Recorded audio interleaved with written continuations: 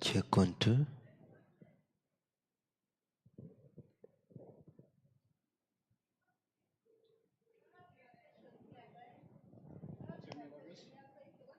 Yeah, AI Applications is here.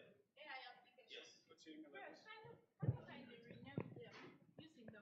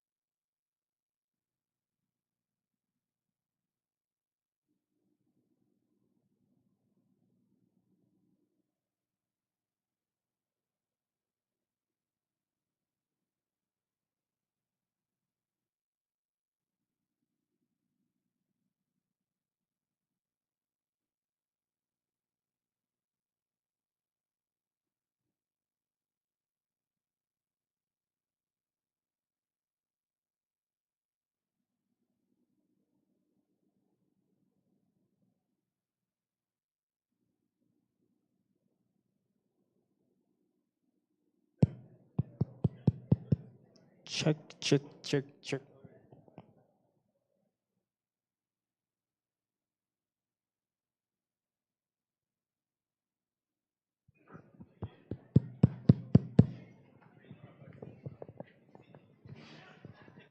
this one.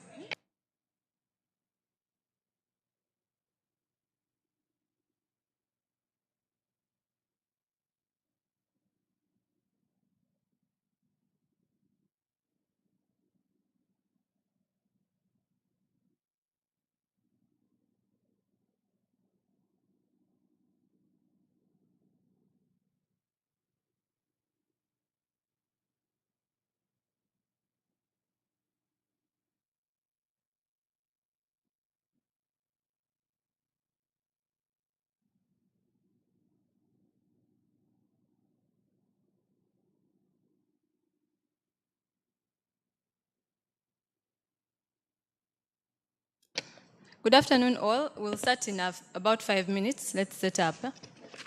Yeah.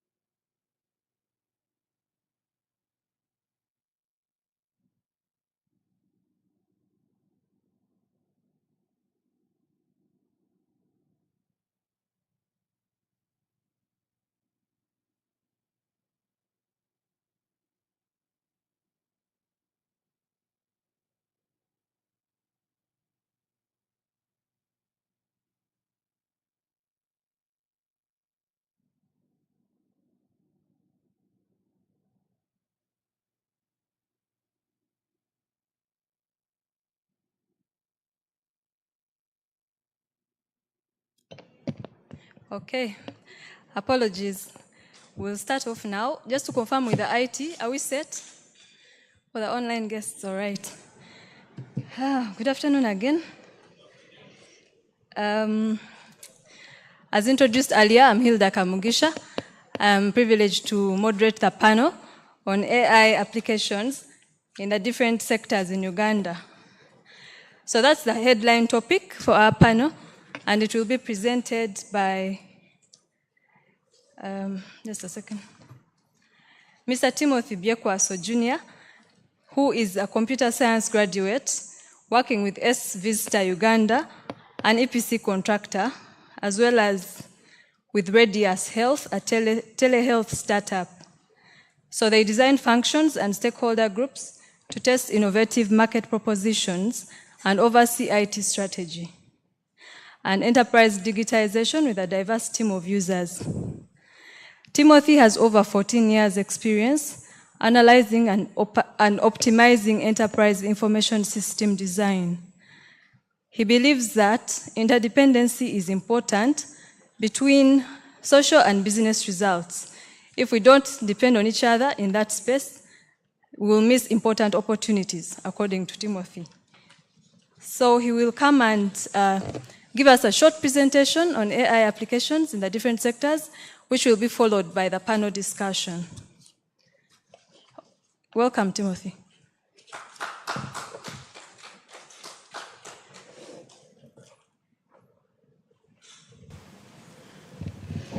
Thank you, Hilda. I got short presentation, so I'm going to try and keep it short as possible.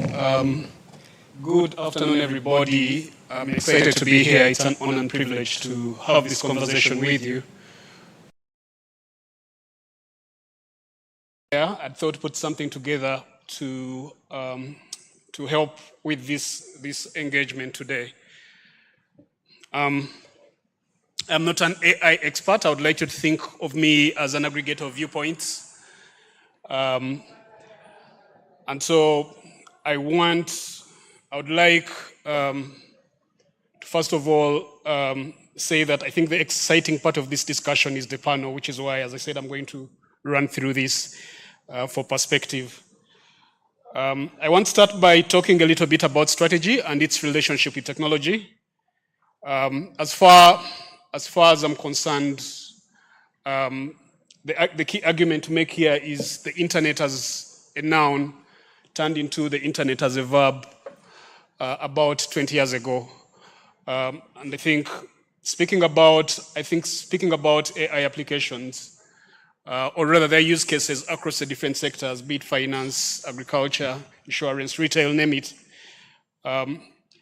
it's tempting for me to jump straight into the AI use cases, but I want to talk, as I said earlier, about a strategy first and foremost. Now, the internet economy, if I can call it that, is about 30 years old.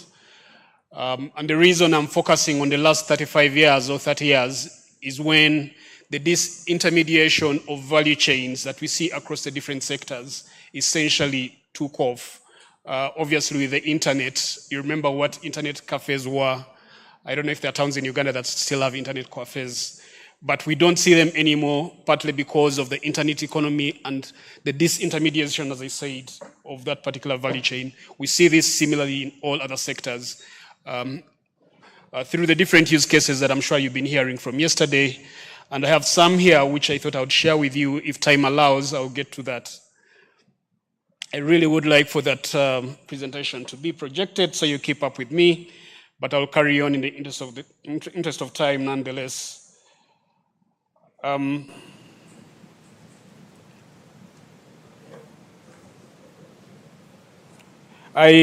One thing I want to do today is add to the argument that, in fact, business strategy has always been premised on assumptions about technology, and that those assumptions are changing as it speaks to the disintermediation, as I was saying, across the different value chains in all sectors. AI is automation on steroids. I think that's one way we can think about it. And the reason I've chosen to start from the bit of strategy is because some of the assumptions that I talked about earlier that are changing very rapidly are the same that led us rather to where we are today.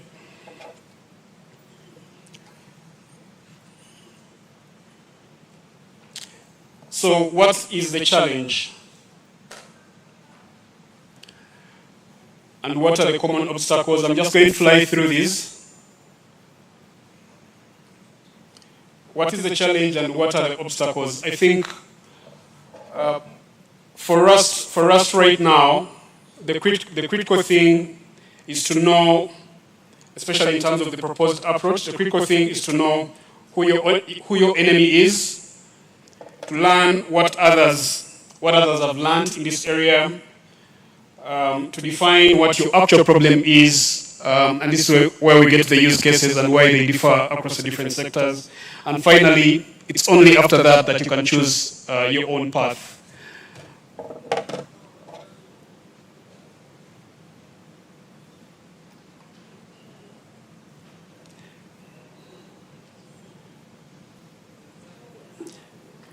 No response. So I think we'll just go on from here.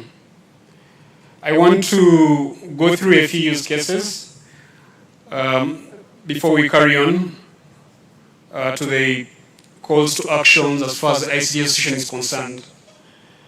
The panel will get into different perspectives that we have, but if we take finance to start, I'm sure we had a few that were mentioned yesterday, from automating data entry, automation of reconciliation and closure, financial ledgers, audit and compliance, to name but a few. If we look at government, again, conversational AI tools, and we have some of those solutions in Uganda already. At the ICTS Summit a few weeks ago, last month, we had some demonstrations that are interesting there. We can always, if you would like to interact in a more practical manner with some of these solutions, you can always get in touch with the ICT Association, and we can have these sessions organized. I'll just talk about other use cases in manufacturing, where AI and machine learning are being used in about 60% of IoT activities, at least by 2019. That's 6 years ago from today. I think if we look at the numbers today, even for manufacturing, it's a bit different. If we look at utilities, education, healthcare, which I'm hesitant to get into because the esteemed Dr. Rose Nakasi is here and we'll hear a little more about what's happening in the healthcare sector in this area. I think I'll save that for later, but we see that across education and insurance as well. There are challenges which obviously are manifested in terms of risk and compliance, from misinformation, the role of big tech. We had the PPDA here challenge Google a few weeks ago. I'm sure many of you are acquainted with that case. So that's a big problem which I think we would need a strategy for.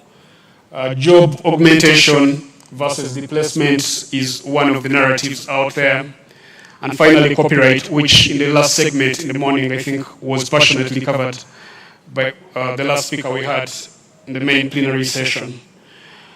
As I grind to an end, I wanted to speak a little bit about the need for responsible AI guiding principles. These are no different from the previous principles around which the number one principle here that we propose through some of the frameworks, the ethical frameworks that we hope to fully develop through the ICT Association with other stakeholders.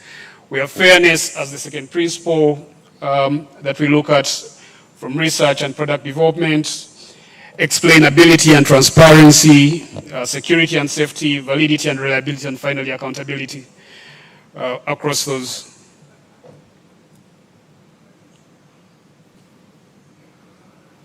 I'll just skip very quickly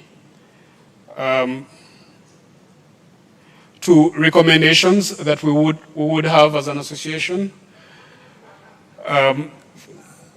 First and foremost, the idea is for us to take a risk-based approach. Why? Because this has been proven to be effective in some of the other regulatory landscapes, the EU to mention but a few. Canada as well has, I think, a pretty firm one.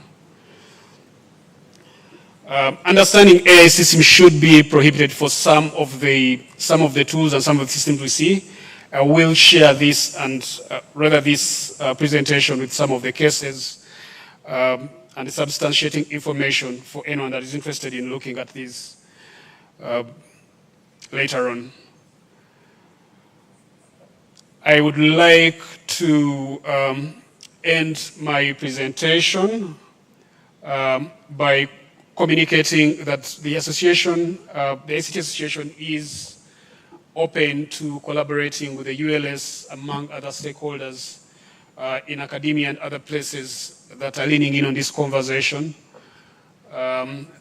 be it capacity building, be it research, and some of the other areas around which we can build momentum. Thank you once again for your attention. I've paced through this as best as I can. I hope you picked something from it. And as I said, I think the exciting part is the panel discussion where we can go in the different directions and perhaps in more detail. Thank you very much.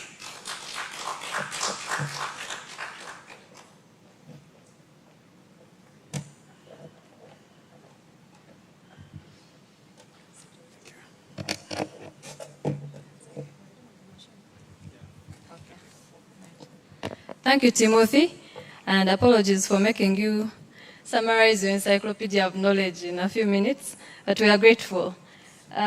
So to join Timothy on the panel is, I'll start with Mrs. Jane Okot Langoya, the chairperson of ICSA.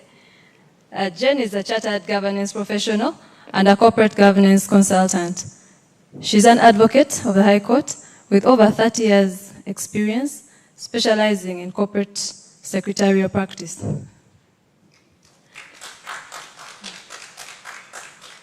Welcome, Rose. Sorry, Jane. I'm mixing my panelists. So the next panelist is Dr. Rose Nakasi. She's the head of the Makerere AI Health Lab. She's an artificial intelligence research scientist and a lecturer at Makerere University. She leads groundbreaking work there at the intersection of AI and global health. All right.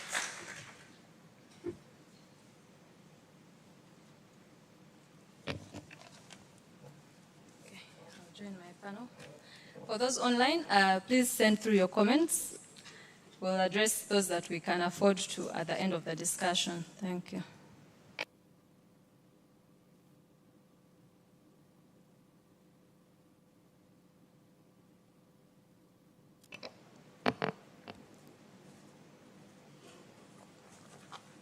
Okay, so good afternoon again. We'll go straight to the questions that we had prepared. In the interest of time, I will not receive presentations on the specifics of what the different specialists before us are doing, but we'll start with the health profession. So, of course, the focus here is on AI and how it has disrupted the professions in many ways. So before us, we have representatives, as you've seen, from corporate governance, from the health profession, as well as the ICT profession. So we'll look at how the disruption has been managed. We'll look at some of the ethical considerations and things that we need to take into account even as we move towards adopting technology and transforming how we work. We'll start with Dr. Rose. What are some of the promising use cases that you've developed in AI-related diagnostics and disease surveillance or similar healthcare systems? Thank you very much, and I'm happy to be part of this conversation. Good afternoon, everyone. From the Makerere Artificial Intelligence Health Lab, that is at Makerere University, some of the works that we're doing are root to what are some of those public health concerns, or what are some of those pressing public health challenges that we face in some of our contextual healthcare systems.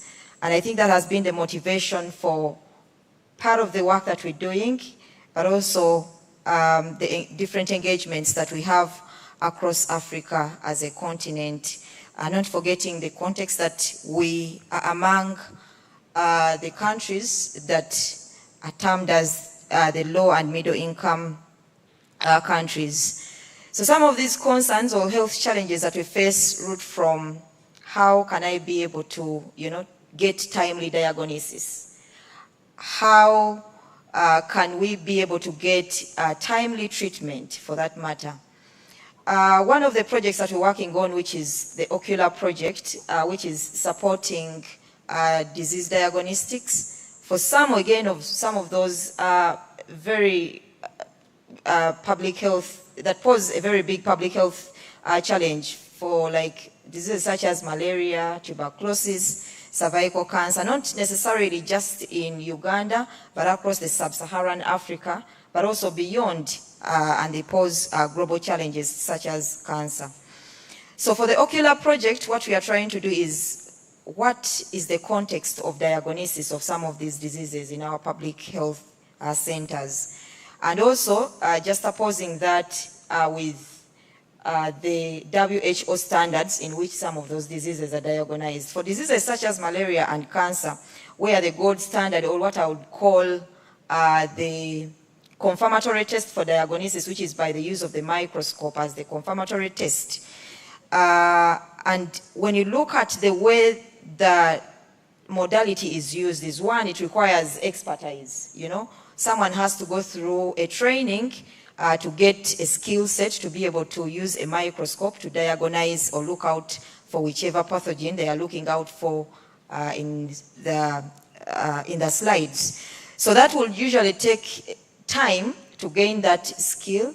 And when you look at the ratio of microscopists against patients, all against experts against the patients that they look out for diagnosis, a study was carried out in Ghana, which is more of a similar context, that out of 100 population of patients, we only have, 72 experts. And yet we have actually microscopes at almost every point of care in some of these healthy facilities. For example, when I take a survey in Uganda, you'd realize that there is a microscope at a regional referral hospital, there is a microscope at a district hospital, there is a microscope even at healthy center fours, but the expertise to man those gadgets is lacking. So that was one of the moving or the motivating factor against this project. We have microscopes at these hospitals, but we don't have enough expertise to carry out the diagnosis, because diagnosis is a very critical and important aspect as we look at patient care, because a right diagnosis will mean a right treatment, and at the end of the day, we are getting better patient outcomes. So the idea was, we have these emerging technologies such as artificial intelligence, but we also have now technological advancements, including smartphones. In Africa, you'd realize that smartphones are also available, and the technological advancement of the use of smartphone is even going down to the local man down in the remote centers or in the remote parts of the country. So why don't we take advantage of the existing equipment, such as a microscope, the existing equipment, such as a smartphone, and put use to that with, existence of some of these emerging technologies, such as artificial intelligence. So part of the work we're doing is to support microscopists at the point of care, to support them in the way they are diagnosing the disease. And the idea is, we've developed adapters that we attach on the eyepiece of the microscope to easily capture whatever is under the microscope to the smartphone.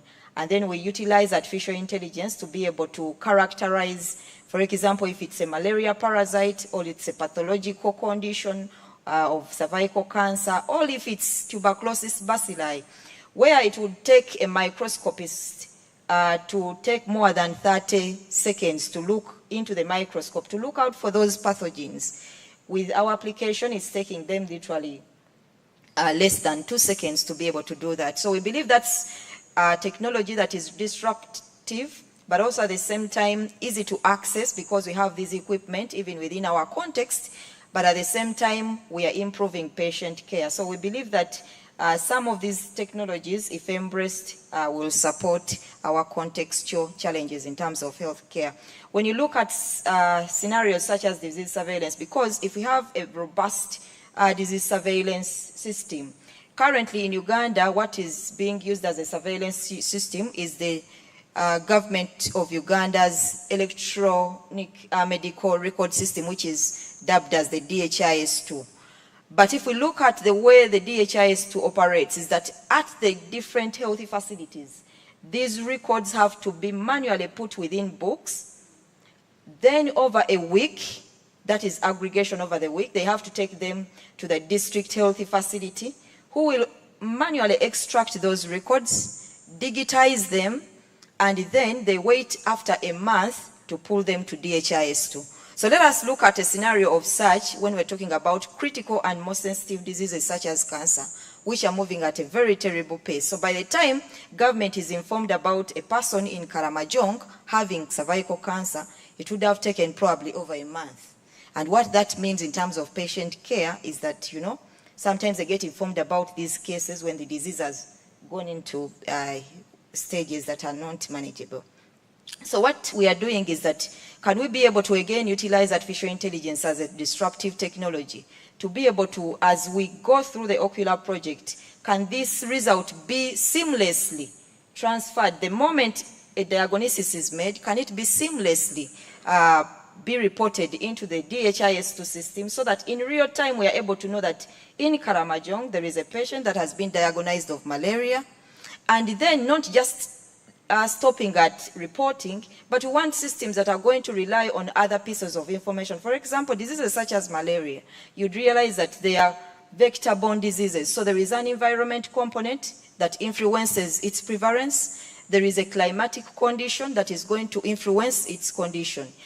So if I diagnose a patient, say for example at 50% accuracy, can the context, can the environment, can the time component, can the environment, if say for example they are near a bush, it is a rainy season, can that information be able to improve the way I'm either diagnosing, but can also it be an important factor to a person who is going to take a final decision to provide patient care, to put all those contexts in one model so that we have a robust surveillance system. And that is what we call a holistic healthy solution that is not just basing on one decision, but is basing on a multiple of other factors so that by the time a decision is taken, it is well informed. We also want to think about, because these days the way we communicate to patients is very important. In healthcare, the most important aspect is the patient outcome. You know, how has the patient been impacted in the way they receive their care? This not only just goes to the way the diseases are diagnosed, but it also goes beyond that, because we really want to understand, is the patient going back with a smile on their faces? Have they been able to understand their records? Have they been able to understand the information that is given to them? Mostly, when you look at our ecosystem or our context, most people don't understand English, okay? So can we be again able to use artificial intelligence as that tool that is going to support us in communicating to our patients so that by the time they leave a healthy facility, they have gotten the information probably in their mother language that they are able to understand and digest and, you know, be able to conceive very well. So we want to use the, of course, LLMs, and we have been talking about generative AI in there. Can we again be able to use artificial intelligence? So currently we're trying to use that for malaria sensitization, to give patients information about malaria and cervical cancer in ways that they can literally understand in their local language. The beauty about this is that even if a patient is so far away or remotely, we are building telehealth platforms which are interfacing wherever the practitioner is, and they can easily receive that information. The practitioner himself can come to an image, a cervical cancer image, and just say, "What can you tell me more about what this image is about?" And then it will actually bring that information in text, both in English and in local languages, so that by the time information is disseminated to whoever needs it, they are getting it in the way they are able to understand. Briefly, but there are so many other use cases, of course. Thank you. It's amazing how transformative the health industry will be in the next few years. I know we've seen a lot of telehealth solutions and which magically delivered services, especially during the pandemic, where medical support was delivered all to the doorstep, but also saving lives. Thank you for that. I'll go to, I had a lot of interference with the AI transition, looking at where you're manually entering data, and of course that goes back to the capacity that we have to adopt these technologies. So I'll ask Timothy, how can we ensure that there's equitable access to all these disruptive technologies? How do we balance that both and adopt holistically? Thank you. Thanks, Hilda. I think ours is a unique situation, and that's a fundamental question for us as Ugandans. The reason I say this is because it's a question that we get to address at multiple levels. But I think the most critical level to address that question of equitable access, I believe, lies with the leadership that we have. And I say leadership at an organizational level, but also beyond that. We have an issue with open data in this country. And never mind that we're not signatories to the Open Data Government Initiative, for instance. But one of the reasons this is a teething issue for the AI, efforts for us is because we still have access to data issues, we still have connectivity issues, and I think until we substantively deal with these issues, we're going to have inequity go on for so long. So it's something, Hilda, that I would put squarely at the doorstep of some of our brothers and sisters that are in government, that are in these positions, that can legislate, that can drive with enforcement. We need an open data policy, and I think we've skirted around that issue for a while. I believe that efforts around AI will push us in that direction. So I think the question of digital inclusion and equity starts there, and then we can look at some of the other legislative and regulatory issues. Thanks, Timothy. Spot on. You mentioned organizational decisions, and I think at this point I'll call in our corporate governance expert, Jane, to tell us a bit more on how can we balance the business case with the technology advancement? How can boards balance the need for innovation and ethical oversight so that the adoption of AI and automation is as seamless as possible? Because I know there is an intersection between the public effort and the private adoption. How can boards support that effort? Thank you. Can you hear me? Thank you. Thank you, Hilda. I'll just give the connection before I go into before I go into answering your question. The board's main activity is decision making. And traditionally, we have used human experience, human judgment, past experience, and limited data for the board to make decisions. And because of that, we've had what we call in governance blind spots. You'll have the best qualified people on a board, but you still find an organization collapsing because of the poor decisions being made. And what is that blind spot? It's biases.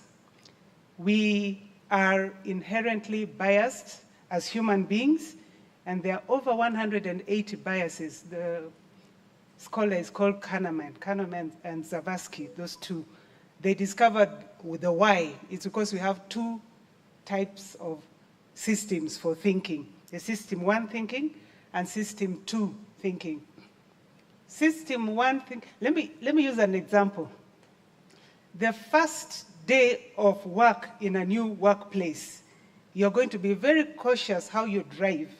You turn this corner, you go left, until you get into the parking, you even ask, where do I park? Day two, the same.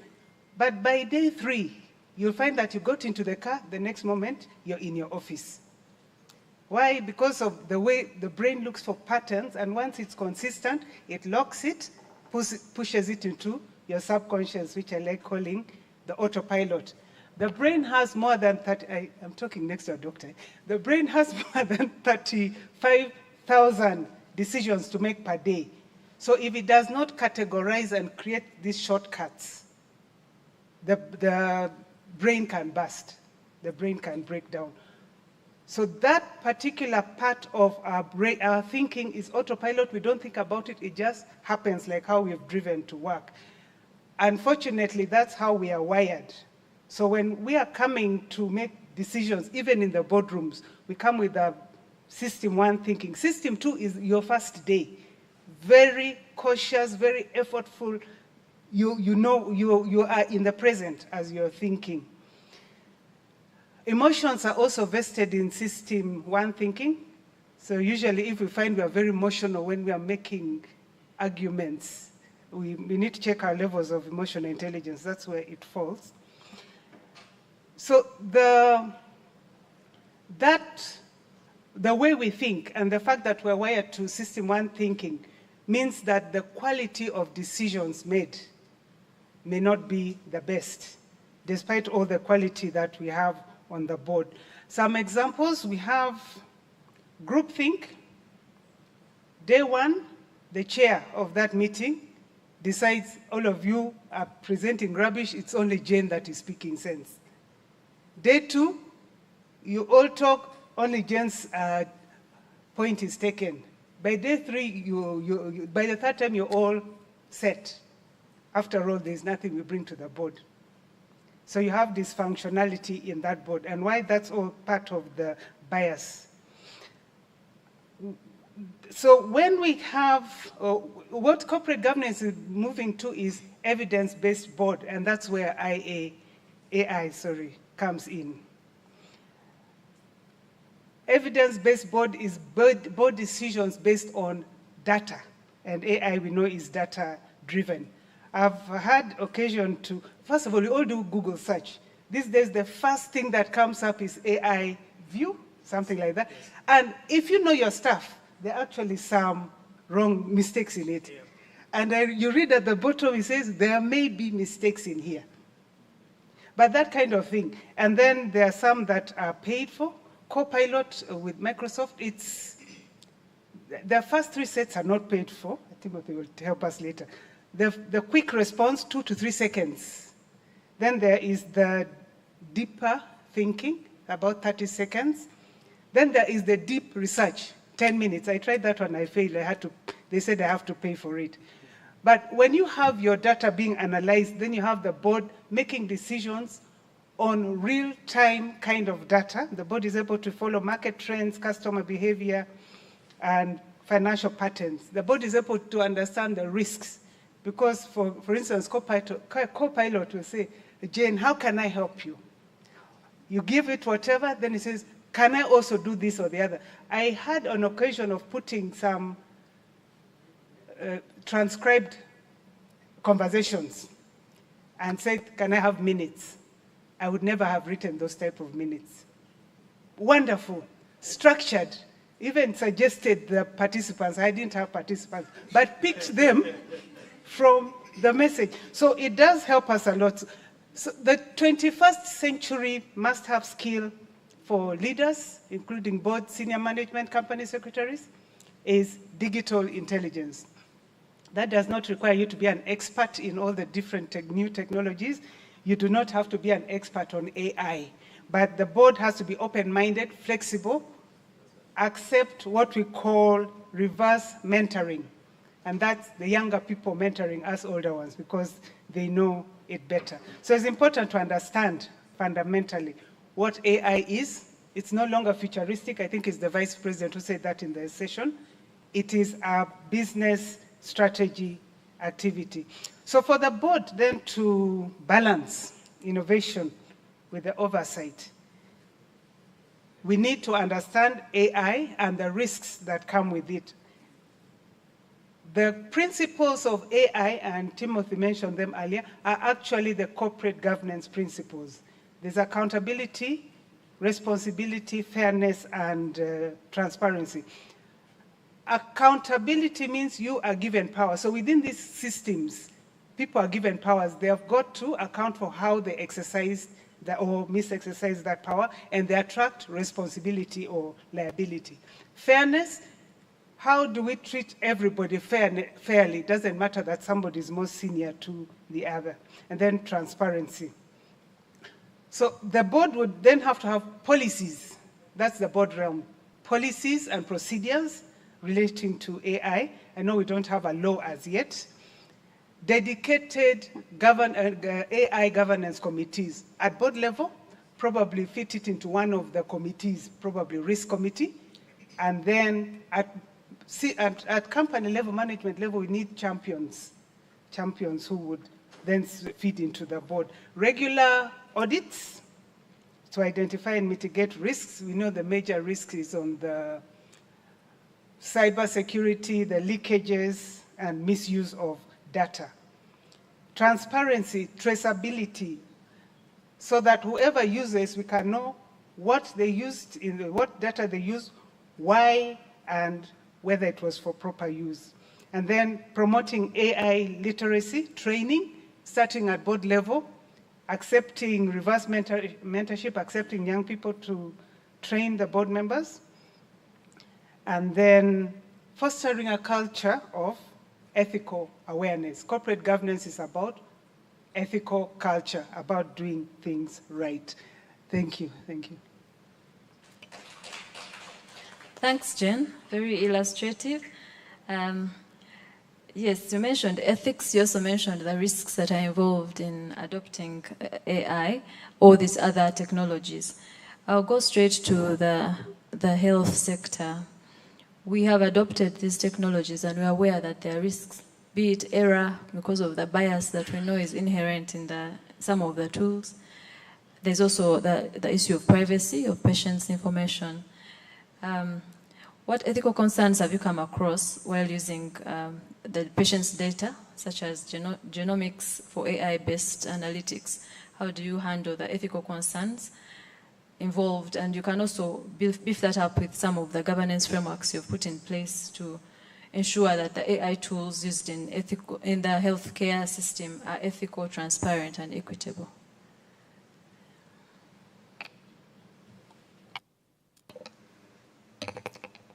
Thank you very much. So at the intersection of the work that we do that is multidisciplinary, you're talking about technology into another domain that is healthcare. And all these domains have sometimes different, different standards, different guidelines, and different protocols for the use of data.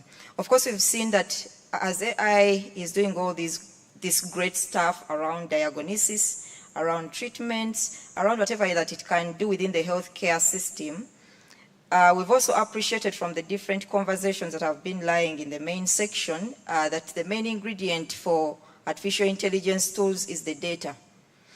So all that, as we're thinking about it, comes with a lot of opportunities, but at the back of our minds, we need to also appreciate the different concerns that come with data, especially in a very sensitive domain such as healthcare.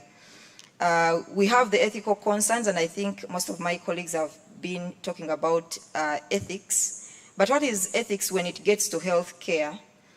Because here we're talking about artificial intelligence tools, which are ICT tools, and we are integrating them into the healthcare domain.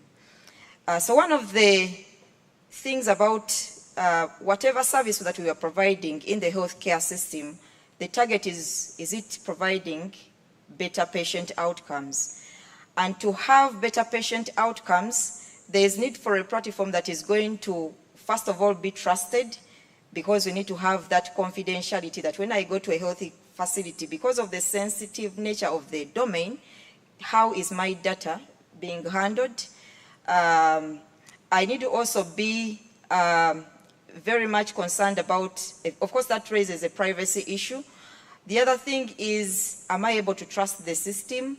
And then the other issue is, what are the biases that are in there? So those are the most critical concerns that are in the healthcare domain. And how is it that, and I'll speak to the experience, the different experiences that I've had while we're looking at innovations around the use of artificial intelligence in healthcare. We had, back in 2016, there was a conference that was held, and I think it was the beginning of the conversations of machine learning, literally what our term artificial intelligence for this matter. It was held in Los Angeles at Johns Hopkins Hospital. So when you look at some of these advanced, what I would call advanced economies, we think that, they have it all. But the conversation was at the intersection of both experts in artificial intelligence, such as myself, but also experts in the healthcare domain, because it was actually held at Johns Hopkins Hospital. So in a room was experts on the other hand and physicians. So there were so many questions that we were asked. We were trying to begin conversations of how we'll provide evidence of the utilization of artificial intelligence in healthcare. Standards in healthcare became one of the key challenges. How would this integration be leveraged? And what are we then going to look at new standards? The other issue was,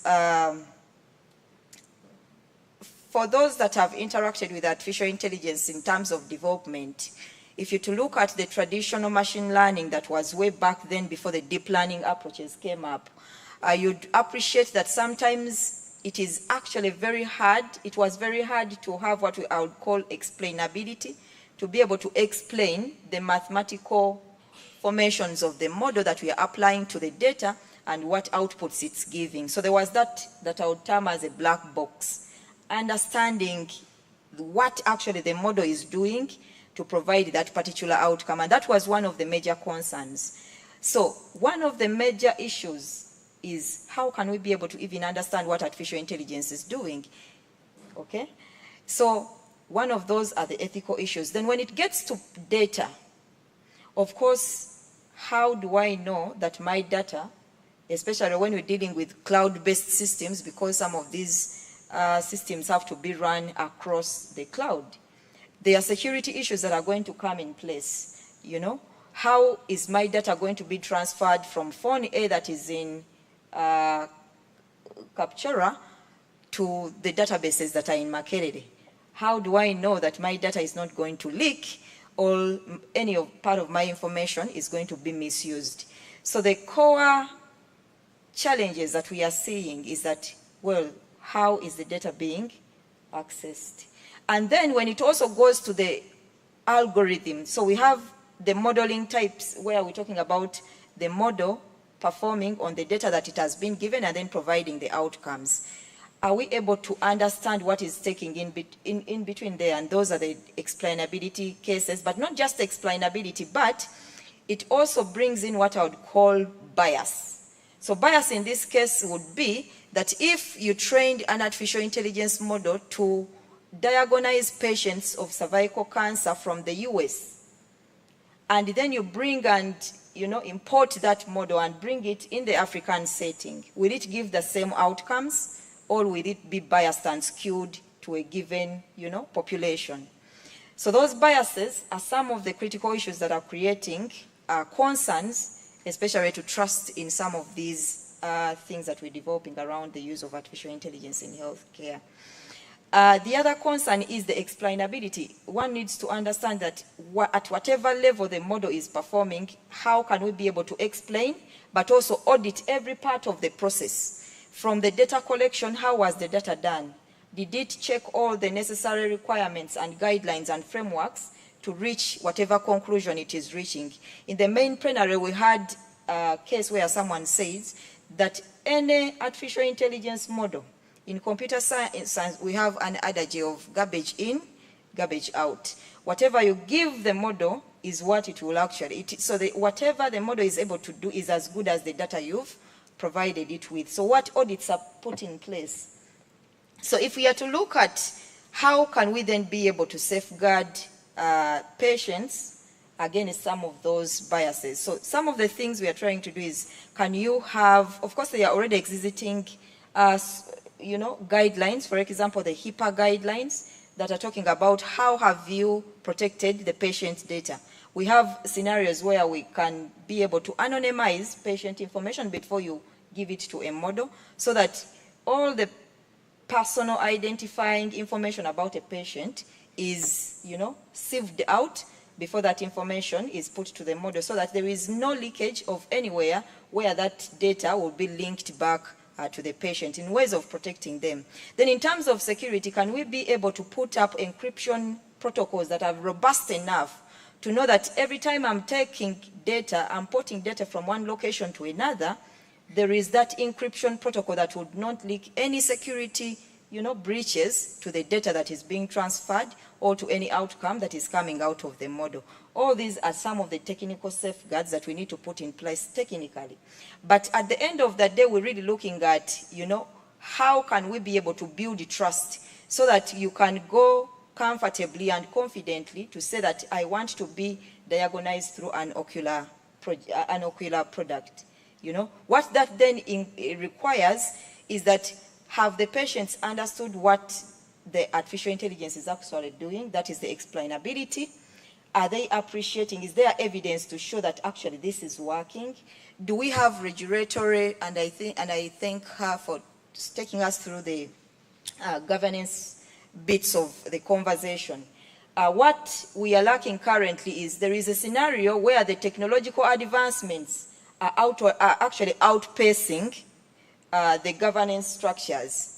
So we don't have policies. So for us, from the developers' end, we are saying we are actually developing, we are appreciating, we are providing evidence, but how can I be able to integrate my tools within the healthcare systems? So we see that there is that gap between the technological advancements against the policy framework. So what that will then require is that it will require us to align our efforts, the developers on one end, the health practitioners on the other hand, the legal regulators such as yourselves here, and I'm glad that you are being at the forefront of some of these conversations, so that we align our efforts and know what our major objective is in improving patient outcomes, because we all have a role to play, and we believe that once there is that alignment, then the trust from patients will be well aligned.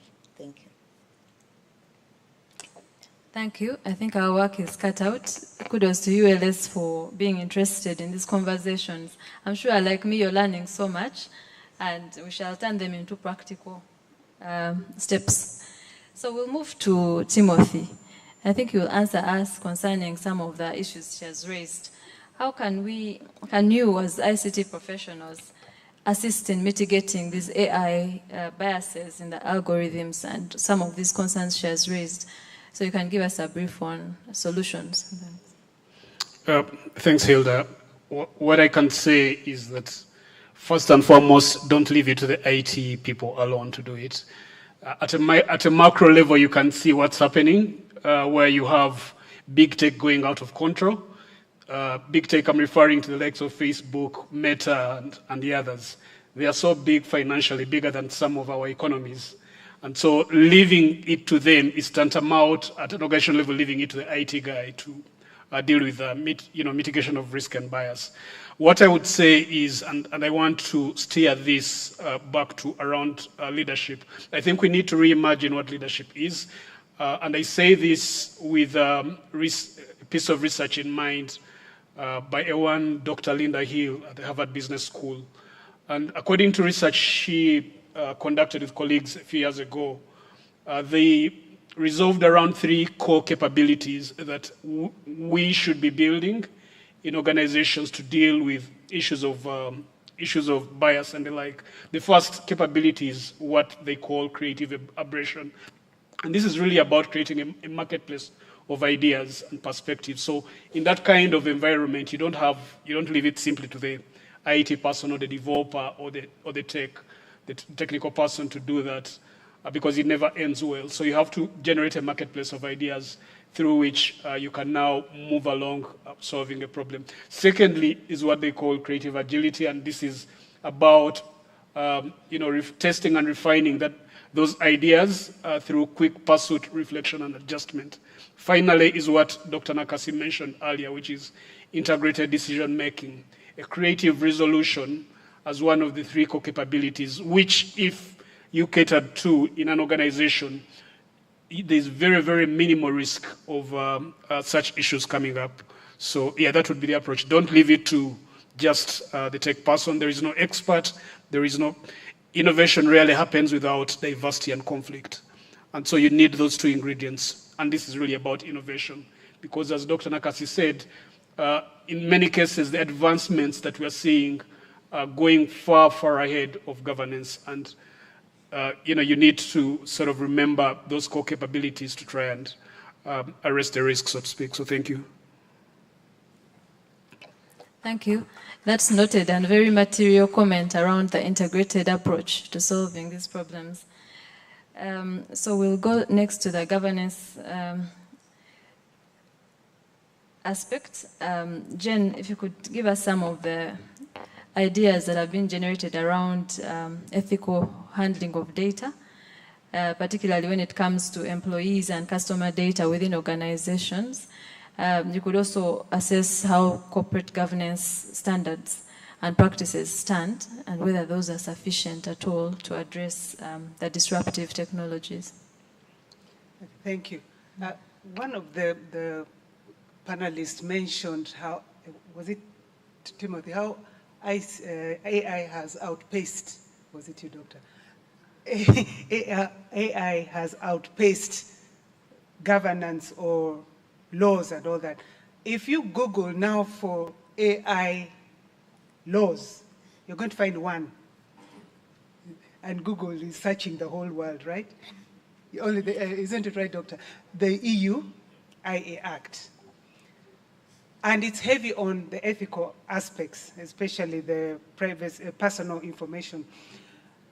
What we do then is to make sure internally we have our own policies and procedures as we wait for government to do the law, to bring up the law. Sometimes the law follows the practice. So we look at data governance. These are the areas the policy, the internal organizational policy, which the board needs to approve, has got to have. The data governance, which covers how data is collected, used, stored, or shared. Then the data privacy, and that relates to the individual rights and personal information. And then data security. We are heavy on data security with the cyber security protocols and all that at the moment, but we need to look at the governance of it. So in it, we look at areas like data classification and highlight, especially where there's sensitive and information, which would be adverse if they leaked out. How do we classify them? Employee records. Who has access? Probably that would be restricted to the CHRO, Chief Human Resource and officers. Payment systems. We have, even in the last place I work, payment through the systems rather than writing checks. And at that time, that organization is just the one signatory. So if the one signatory is not around, then that's the only time that the alternate has access to the payment system, so that you don't have too many people in a payment system. Board papers, board information, CS, company secretary, board secretary, access. Then so that's the organizational information. Then the individual's rights, the person whose information is in the system. We usually have rights to know what's in our file, our HR file, for instance. So if I am given access, maybe I say I've just got my PhD, I don't, and I need to upload it in the system. How does the system make sure that in that process I do not delete the final warning letter that is in my file at that time? And then also a lot of training to educate the employees about data security and privacy, data privacy. So what are we looking for? The end game should be to reduce the risk of data breaches, because that would attract penalties and legal action. Enhance trust. The employees and customers will feel much better if they trust that their information is safe in the system. the data quality will, of course, be improved because of accuracy. And then usually you have better competitive advantage as an organization if people are sure that the data is safe and ethically managed within your organization. Thank you. Thank you, Jane. At this point, I'll open it up to our audience. A question or a comment. We'll have one or two in the interest of time.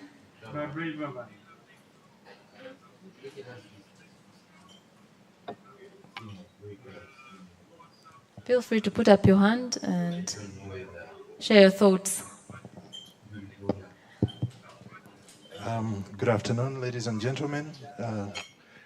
My name is Egesa Ronald Leonard. I am the CEO of Strat Consulting Group East Africa, Magezi Harvest Limited Group in Uganda. And I wanted to comment about something from a practical perspective. I always hear people talking about AI biases and they are going theoretical and but you run away from the actual problem. The biases come because we don't have data. And that data is not going to be manufactured for us. We have to change our culture as a people. I'll give you examples.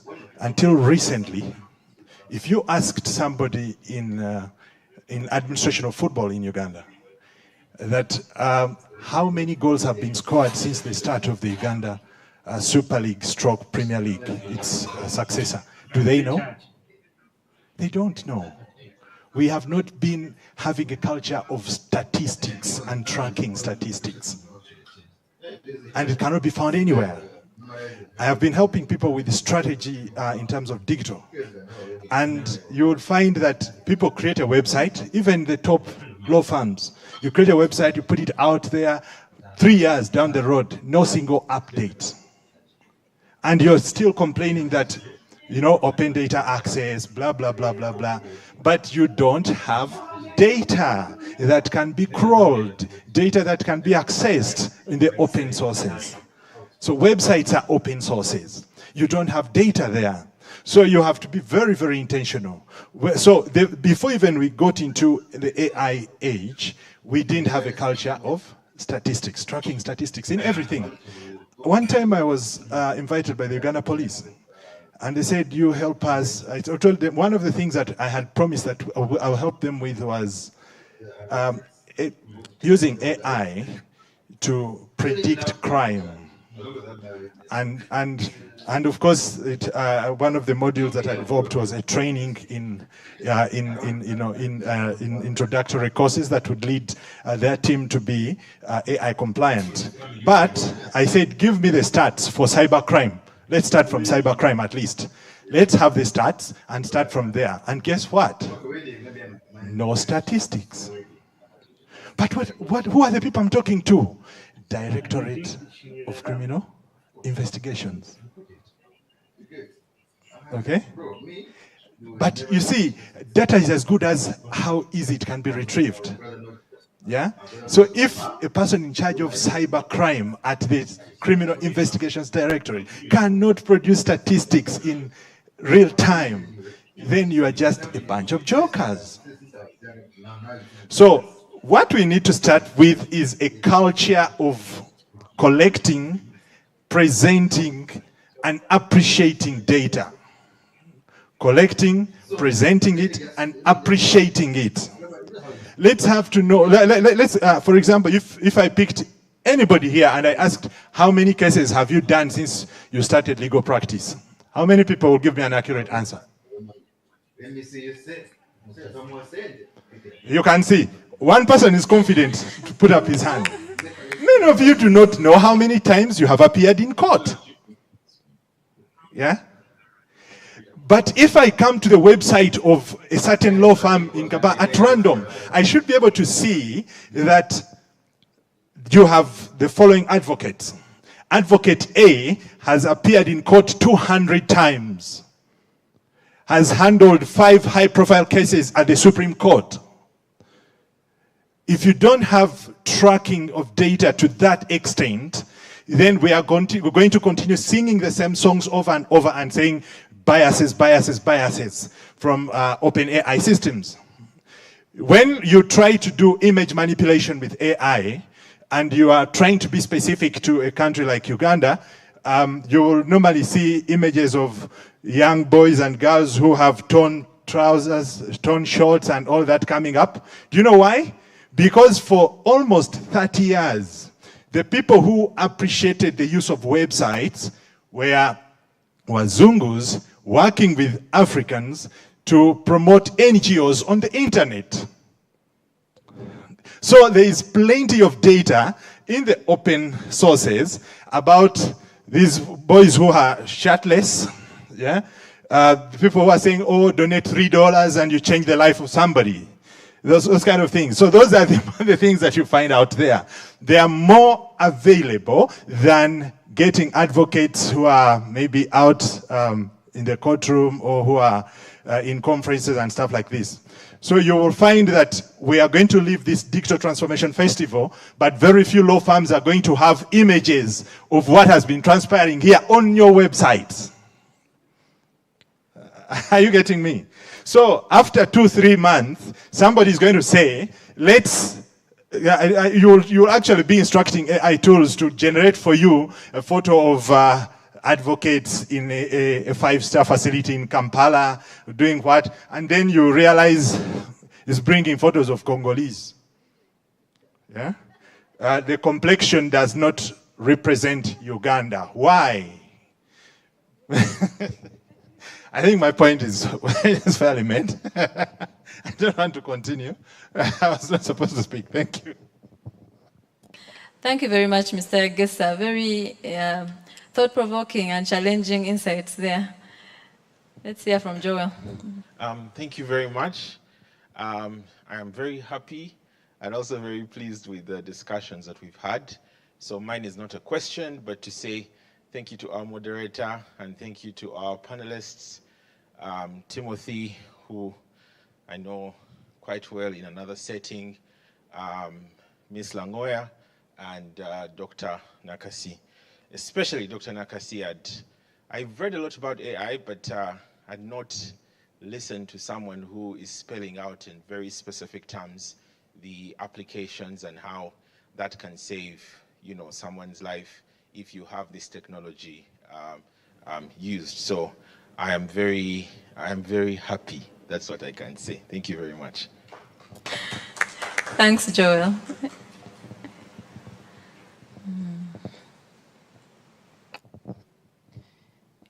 Good afternoon, ladies and gentlemen.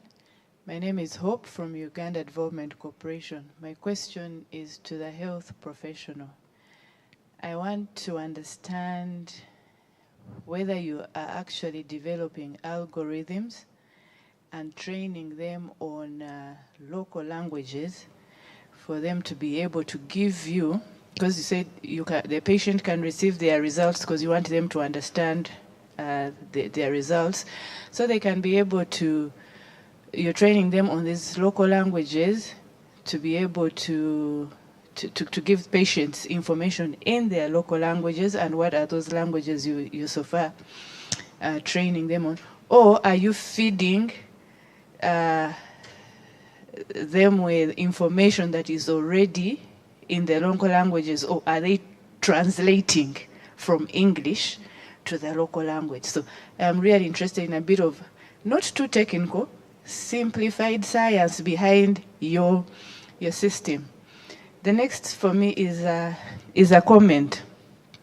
And yes, there could be issues of there are risks. I think everything really has risks, if I may put it that way. Even AI has its own risks.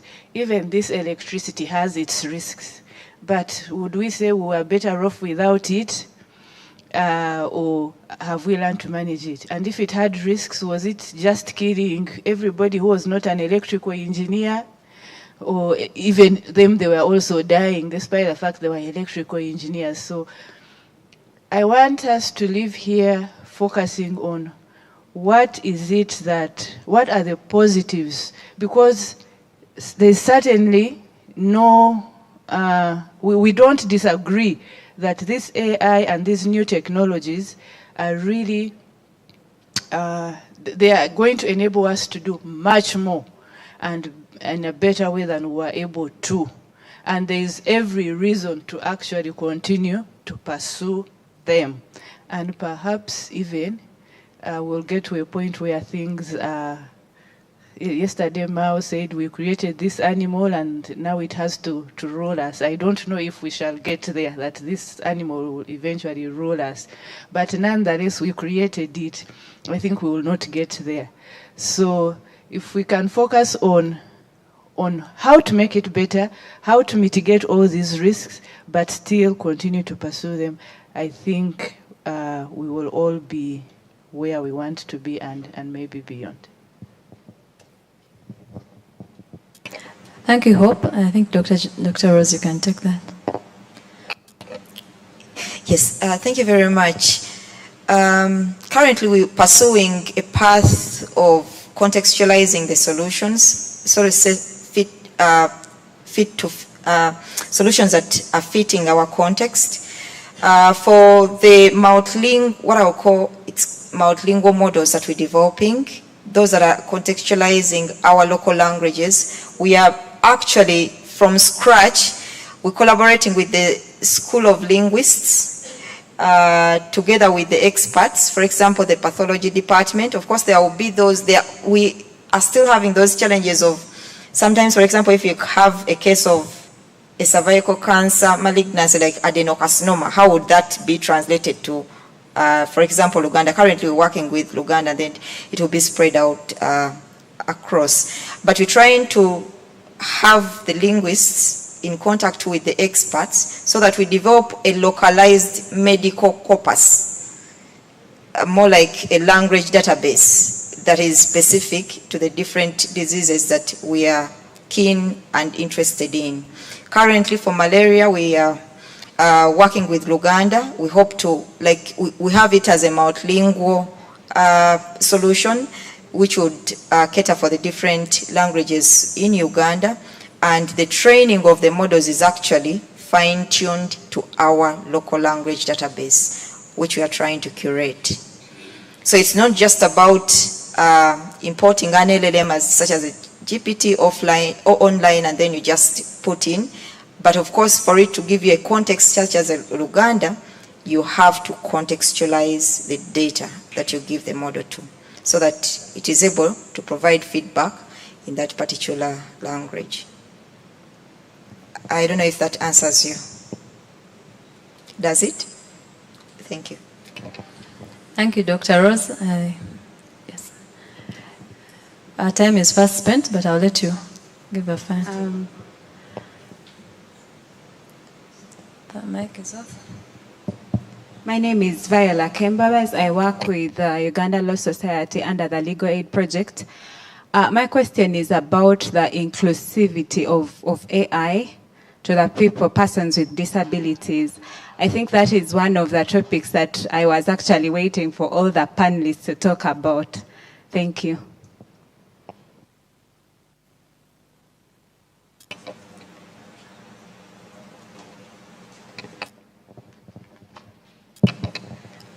Okay, we'll take Jasper's question as the last question of the session. Thank you very much. Jasper is my name. I work in the fraud space, and I want to direct mine to Timothy. There is a challenge in the fraud space and the use of AI, which is the black box problem. How does AI arrive at the decision that it eventually gives the user? And I do not know how we are addressing that, because as a good doctor is talking about the use of it in the medical field, if that was put before a court of law, the question would be, how did that information, how did that intelligence arrive at its conclusion? What were the feeding factors leading to that? Because at the end of the day, when we are deciding a matter or we are handling a matter, we need to find out the logical path that was taken to arrive at the decision or the conclusion that it gives. And so I'm still very shaky about where we are. I think it was only Egypt that seems to be trying to think about that. The EU law was not quite clear. The UK bill now is thinking that path. Where are we as Uganda, Africa, in that path?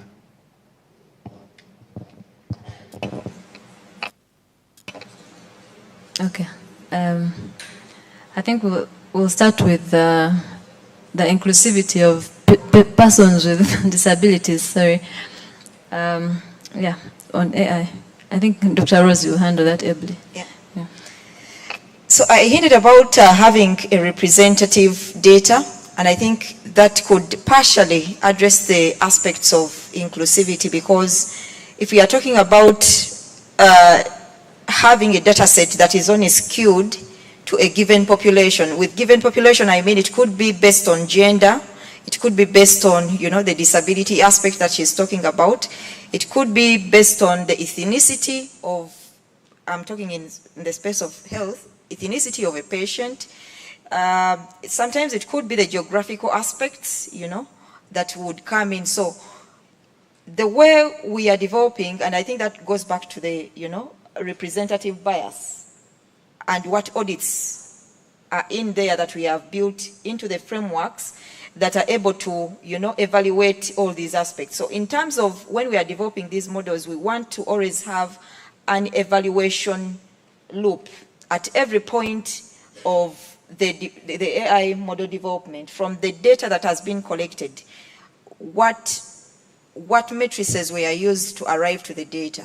And I think that's where the aspect of inclusivity, not just to one aspect of a group, but to whatever question that you want to answer. For example, if I'm talking about malaria diagnosis in Uganda, have I incorporated in everything that needs to be incorporated to answer that question?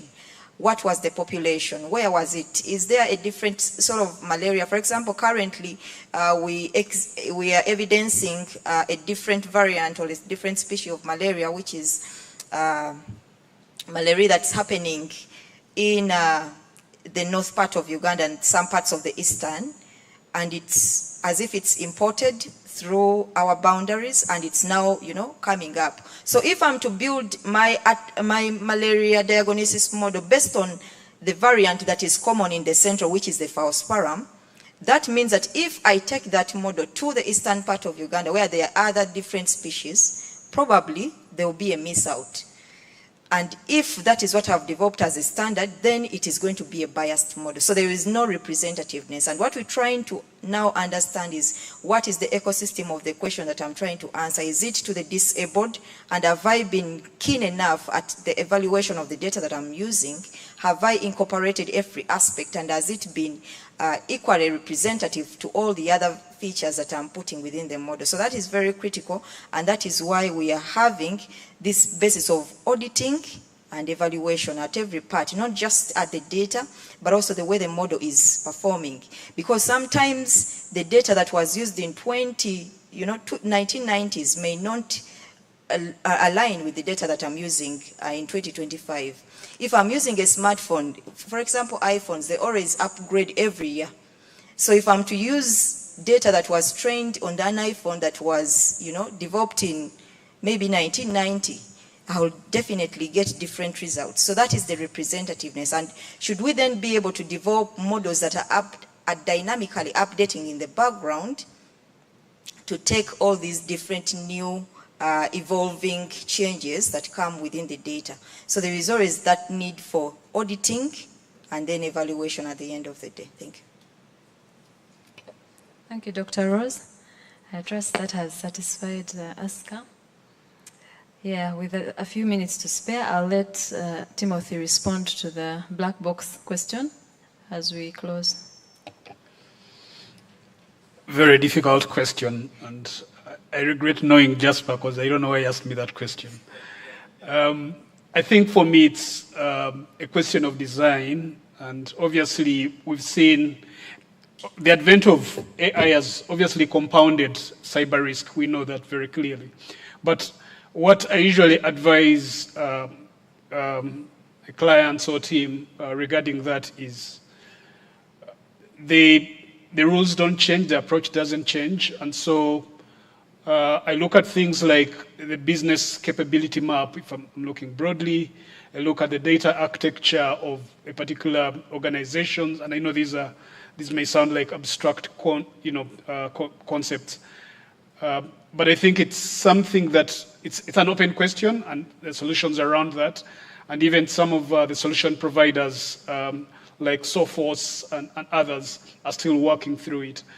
But I think what I would advise at an organizational level is to have and follow very clear methodologies. And some of these, we're not reinventing the wheel in this case. Some of these things are in place and we know them. So I think it's about having the discipline and creating the environment that allows you to follow a very clear process-driven approach to either building these solutions or maintaining these solutions. It's a black box. I mean, the whole black box concept is that because of that unknown. And I'm not even sure I'm answering your question directly, Jasper. But it's something that I'm open to engage on beyond this. Maybe just before I finish, I just want to come back very briefly on the question of bias, the submission from my brother Gesa. While I understand the point of the cultural issue of us as Ugandans not maintaining sanity around data, I also think that we have to be careful about zone marking the conversation because there is an issue of connectivity unique to us, and I think we have to look at that. And so if we're discussing inclusion, equity, we have to remember that while other markets or other nations are starting from a certain point, we're sort of 2 paces behind that. And so for me, I think connectivity is the bigger issue.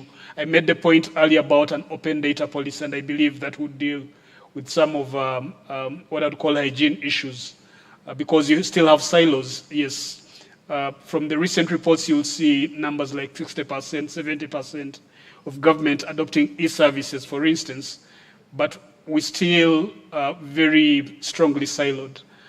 And I think to address some of these things, I'm only mentioning this because the issue of bias doesn't go away. But theoretically, yes, it highlights that, of course, you have a limited perspective if you don't have enough data. In our case, I think, let's look at connectivity as well with as much attention, I would say. I think that's it. I'm very keen on the question, Jasper. I think we'll get back to that in case I didn't give you a sense of how to address it. Thanks. Thank you to the panelists. I will not let you go without one sentence or 1 second parting shots. One of the things we should go away with. Dr. Rose. Yeah, first I want to thank our major regulatory body, which is the ULS, the one that sets for us the law. Because for us as developers on the other end, this is the voice that we've been waiting for, especially other countries have moved forward. But we are glad that these conversations are now centered at, the core of the major policy makers, because for us at the back of our minds, we are saying we are developing artificial intelligence solutions, but how and what frameworks, what legal frameworks are available for us to integrate some of these solutions so that we see the impact that they can be able to provide. And that gets back to my takeaway is that this conversation cannot ever thrive. We may never see the impact of artificial intelligence in any domain until we have these conversations. It is not going to sit at the silos of Makerere University, or it's not going to sit at the silos of ULS, but it's a conversation that we need to have policymakers, practitioners, AI experts, not just within Uganda, but globally.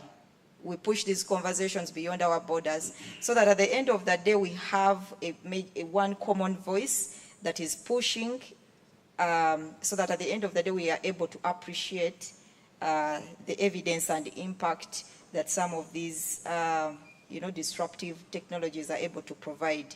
Of course, we are still grappling with so many concerns, but as we continue these conversations, we get to have, an appreciation of those concerns, and it is through this dialogue that we shall maneuver every step of the way. Even when we are walking, it begins with a step. So I'm very appreciative to ULS to have organized this and to have given me an opportunity to talk about what you're doing in Makerere. Thank you. Thank you. Jane. Thank you. I'd like to thank ULS again for inviting us to share. And on the governance space, we need to appreciate that IA is here to stay. So we have to work with it. People who are working at board level, how do you convince your board members? We've had the times I do board evaluations, and you find the organizations that are most up to date in governance are the banks, but you find some bank board members saying, we had a training on what AI is at this time when we should be analyzing data using AI. So how do we convince the boards and senior management that AI is with us? AI has to be part of strategy. AI has to be part of risk management as we manage AI risks. Thank you. Thanks, Jen. And last but not least, Timothy. Thank you once again. I do appreciate the opportunity to join my both my esteemed senior colleagues to have a conversation on this. I'm very optimistic that we shall continue engaging on this. I think just two things. Critical thinking as we go away today, as we think about and deliberate on what's possible with artificial intelligence and how to integrate it in what we do in our work and lives. I think critical thinking is an important subject, and understanding what it means and how we can remain attuned to what's going on around us, I think is important because of how much we consume and how we consume today, especially around information. So I just thought to mention that. But as I conclude, to thank ULS again for the presence of mind to engage the ICT Association among other professional bodies on this. It's increasingly clear that we are going to need to work and collaborate a lot more closely in order to sort of move the needle on some of these things. The ICT Association, unlike the ULS, is not established by an act of parliament, so that in itself creates a limit to how much we can do, or our urgency and agency in some of these conversations. And so we need these engagements a lot more than has been the case before. And so I just wanted to leave that in our minds as we go away. I'm sure you'll continue as members of the Law Society, and I just hope that, as I said, the other professional associations as well get around and we discuss some of these intersecting issues. Thank you very much. Thank you. Thank you very much to the panel and to the great audience we've had. Let's continue conversing. Let's not keep quiet after today. Have a good afternoon. Thank you.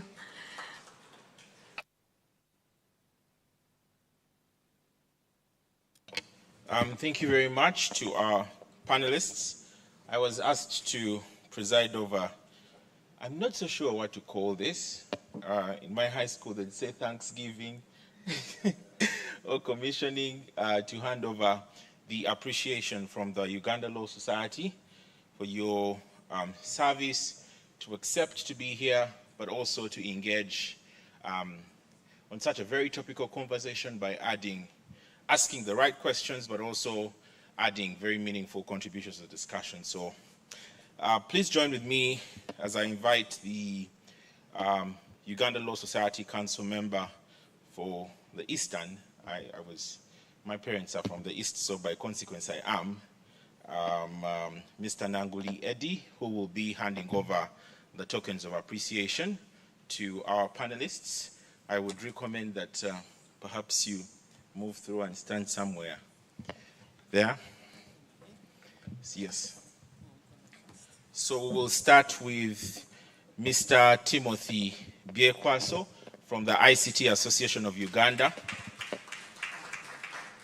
I think we can do a little bit better. Please clap for Timothy. All right, thank you very much. Next, I'd like to invite Ms. Jen Okot Pebete Klangoya. I would like to say, obviously I prepared some small remarks. She's also an author of a book or writing called A Song of Farewell, and the name Okot Pibitek should be familiar with most of us here. But I'd say when I was in the southeastern part of England in a small town, there were some Ugandans there who spoke so profoundly of Okot Pibitek in a way I had never had. So I've always seen her on the corporate governance trainings on LinkedIn. So when I saw her, I wondered, whenever people speak about my father who passed away, I always feel extremely warm. So I must say that your dad contributed significantly to the literal works, both in local dialect, and I am very pleased to be in your presence today. Thank you. We'll invite Dr. Rose Nakasi from Makerere University to also receive her token of appreciation. Thank you very much for the detailed contribution that you have given. Now I have so much to read on the application of AI in the health sector. And lastly, we'll invite the much able panelist to receive her award. Hilda, please, you may take the floor and receive your award for steering these conversations by asking the right questions. Thank you very much. I'm not sure I have the power to close this session, but I will assume de facto authority to close this session and perhaps invite us to have lunch. Thank you very much to our panelists and to Hilda for doing a tremendous job. Thank you very much. A group photo before everyone leaves with the representative from the council. Just what? Yo,